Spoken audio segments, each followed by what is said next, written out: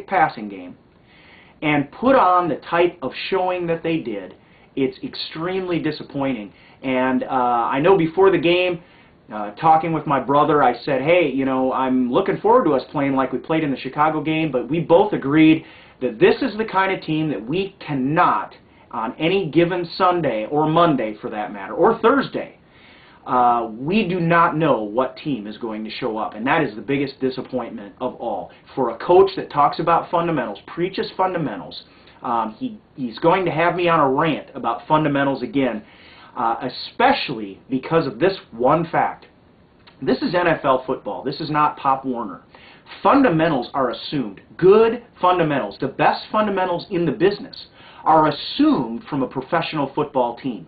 What we need from our coach is that extra edge and putting together a game plan that defeats the opposing defensive coordinator. We didn't get it. We had some good plays, but if I hear Coach McCarthy talk about how we didn't play fundamentally sound as if that's the answer, then A, the coach should be fired, because every coach who makes the kind of money they do in the National Football League should have a fundamentally sound football team on the field every Sunday. And on the other hand, where are the plays that we need to get the job done? Part of that goes to Aaron Rodgers. Part of it goes to the offensive line, but a big portion of it goes to our head coach, who is a quarterback's coach by trade, and decided to take a first-year starter who'd been around and could make all the throws, who went out on the field and couldn't make a throw to save his life. And he didn't even need to save his life on many of the decisions he made. He just needed to make a good pass to an open receiver. Greg Jennings was frustrated during this game because the ball wasn't getting where it needed to be. And there was a miscommunication also that, you know, may go one way or the other. But overall, this was just a horrid performance by our football team. I don't want to get too heated about it because we are far from out of the playoff picture, but at this point I just don't know that corrections are what we need. I think we need players. I think there's a point at which we need to have new players.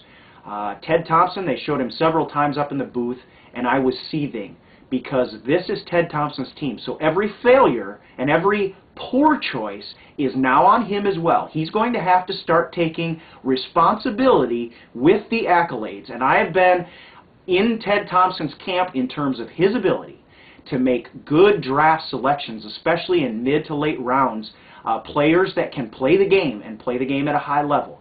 But it is time for him to put together a Super Bowl caliber team. He had an NFC championship team last year.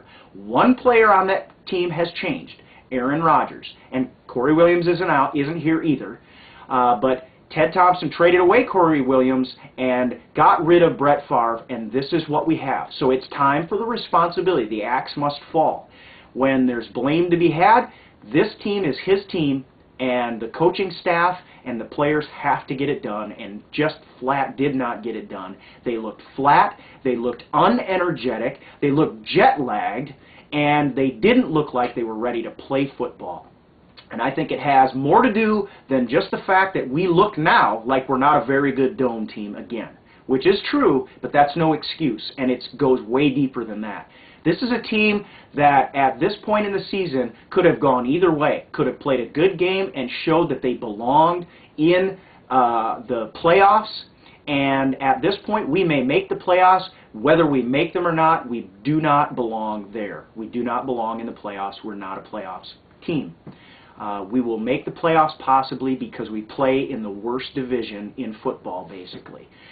Mediocre across the board, and I include the Green Bay Packers in that. And I bleed green and gold, so it hurts me to say it, but that is the fact. When you play that inconsistent, especially from a quarterback who just cut a big deal, it's time to make the throws that win games for our team. And it didn't happen. So, to review the Saints game, it sucked, and it sucked. There's nothing more that we can say. We can bounce back. I expect we will bounce back. We have, other than Carolina, a fairly easy schedule. From here on out, we've got to play the Bears at their home, though, next time, and they're going to be spitting mad. and they're also going to have plenty of footage and plenty of film to watch on how to make our team look silly. So to close out the Saints review, we didn't get the job done. We've got to make some changes. We've got to, our season right now, this is the kind of game that makes our fans look to next year. And that's a sad thing to say for a game that could have really propelled us into the playoffs and made us contenders to go deep in the playoffs. But that is not the case. So I'm going to sign off for now. I'm sorry that this was negative, but show me the positive. There just wasn't a lot good to say. So this was a bad performance. This was a bad game, and I hope this team takes a deep look inside. But we'll be back again. We'll be talking about the upcoming game, and we may have a few extra spotlights from the Atrium just to try to catch up, give you your money's worth, because I know we've been gone for a long time, and we will try to get caught up. So please come back again, and we will see you then. And until that time, as always, high water or low, go Pack.